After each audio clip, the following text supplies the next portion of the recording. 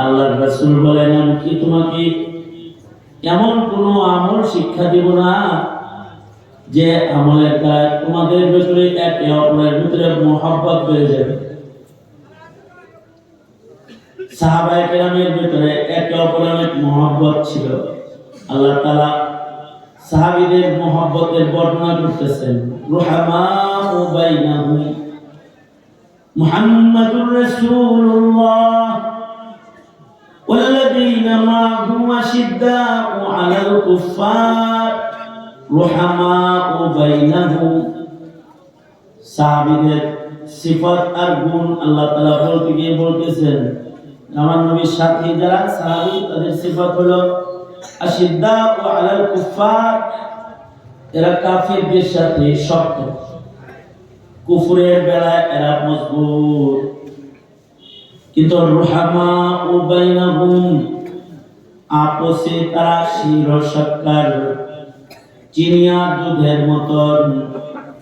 আপসে তাদের ভিতরে অনেক মহব্বত, একজন আরেকজনের জন্য জান করবার মহব্বত, একে অপরের জন্য।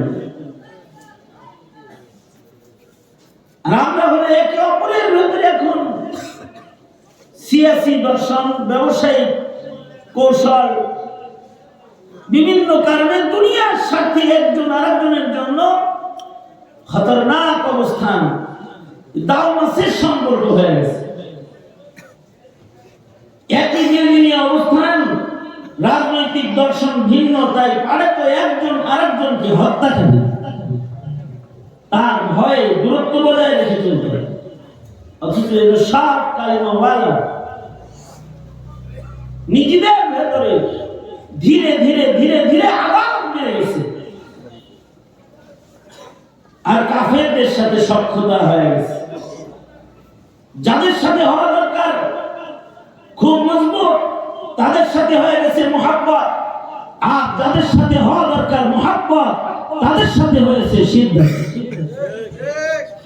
নাস্তিকের লোকের প্রেম শুরু করছে, আর মৌলবীদের মারা শুরু করছে। মুহাব্বত করা দরকার যাকে, তার প্রতি আদালত, আর আদালত রাখা দরকার যার সাথে, তার সাথে হয়েছে মুহাব্বত।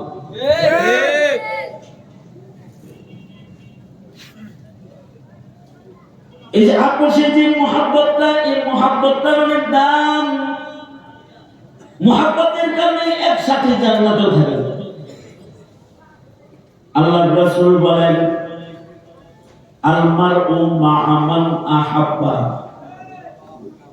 যার সাথে যার মুহাব্বত হবে তার সাথে সে আল্লাহর জান্নাতে থাকবে। কারণ মুহাব্বত যদি নবীজির সাথে হয়, নবীজির সাথে জান্নাতে থাকবে।